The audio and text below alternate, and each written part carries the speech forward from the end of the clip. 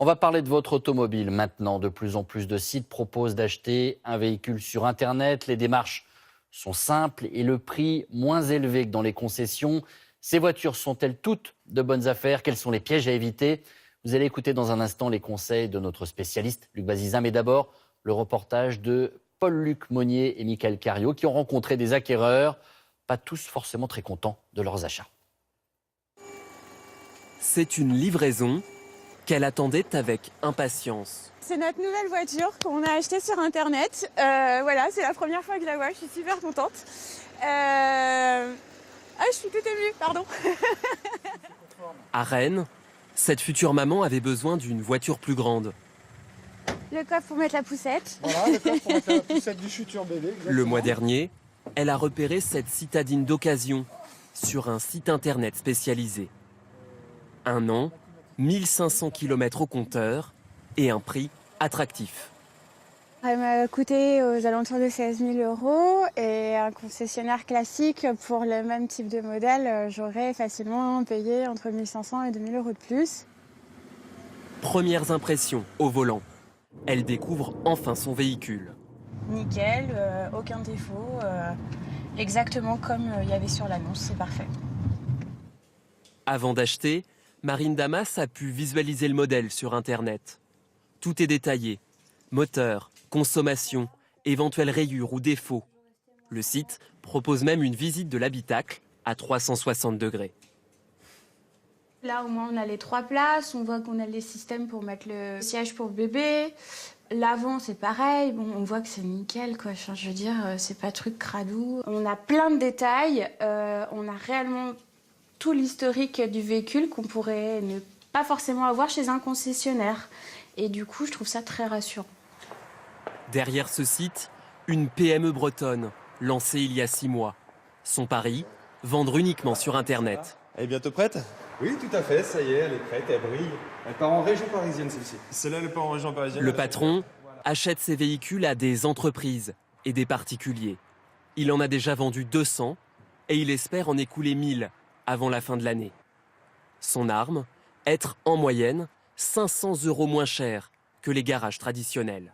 Aujourd'hui, nous avons 13 salariés pour un stock d'environ 300 voitures. À volume équivalent, chez un concessionnaire classique, vous aurez une quarantaine de salariés, ce qui nous permet de faire des dizaines de milliers d'euros d'économies par an et de reverser ces économies dans le prix de vente de nos voitures. De plus en plus de sites proposent d'acheter sa voiture sur le web. Des garages 100% en ligne, des plateformes de vente entre particuliers. Même les constructeurs s'y mettent avec des sites dédiés. Mais parfois, l'achat d'un véhicule sur Internet vire au cauchemar. L'été dernier, cette mère de famille pensait faire une bonne affaire. 2 500 € pour un monospace sur un site de petites annonces. Voilà, vous voyez les voyants, voilà, s'allument. Tous les voyants restent allumés pour le coup sur le tableau de bord. Il n'y a vraiment rien, même quand on appuie sur le bouton pour démarrer, il bip, il veut rien savoir du tout, quoi. La voiture ne roule plus après une longue série de pannes. On a eu le problème sur le bloc moteur, il manquait une vis, donc ici, qui a été rajoutée par le garagiste. On a eu le problème de la batterie. Et là, actuellement, il y a aussi le problème de l'alternateur qui ne fonctionne plus non plus.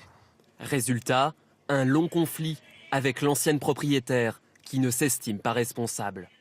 Aujourd'hui, Stéphanie Decailleux déplore le manque de garantie sur les sites de vente entre particuliers.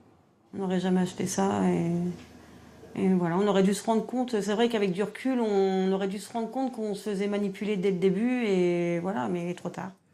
Pour rassurer les acheteurs, les garages en ligne, eux, mettent en avant leur garantie d'1 an, comme dans un garage classique. En France, près d'un automobiliste sur 2 se dit prêt à acheter sa voiture sur Internet. Voilà pour ces achats importants. Luc Bazizin, bonjour.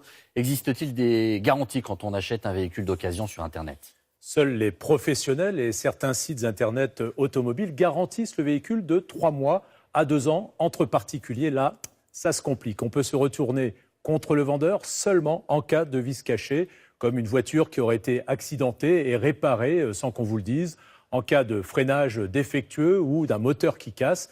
Alors vous pouvez exiger l'annulation de la vente directement ou une baisse du prix initial de la voiture. Vous avez 2 ans à partir du moment où vous découvrez le défaut pour utiliser cette garantie contre les vices cachés. Alors, motif d'inquiétude pour la voiture, motif d'inquiétude également pour le paiement. On trouve souvent des chèques en bois. Il y a aussi des faux chèques de banque. C'est malheureusement assez courant, mais il existe une alternative. Aujourd'hui, des sociétés Internet sécurisent les fonds sur un compte en ligne. Sur le site, acheteurs et vendeurs peuvent voir la présence réelle des sommes bloquées pour l'achat du véhicule, par exemple ici 10 000 €. Chacun reçoit un code qui déclenche le paiement et valide la vente. Mais attention, ça se paye un peu cher. Pour 10 000 € dépensés, comptez 1 000 € de commission. Et c'est important. Luc, enfin, quelques conseils de bon sens, j'allais vous dire. Avant de valider mon achat, qu'est-ce que je dois faire ? Écoutez, voir la voiture en vrai plutôt qu'à travers un écran, c'est toujours mieux. Pour les modèles d'occasion, il faut alors vérifier le carnet d'entretien, le kilométrage du véhicule, l'état du moteur et de la carrosserie, en contrôlant que l'usure corresponde bien au kilométrage annoncé. Vous avez dû remarquer, Nathanaël, par exemple, qu'au-delà de 50 000 km, le volant a tendance à briller au niveau de l'emplacement des mains. Et il faut bien entendu essayer aussi la voiture sur la route pour vérifier son bon comportement. Et merci à vous, Luc, pour ces bons conseils.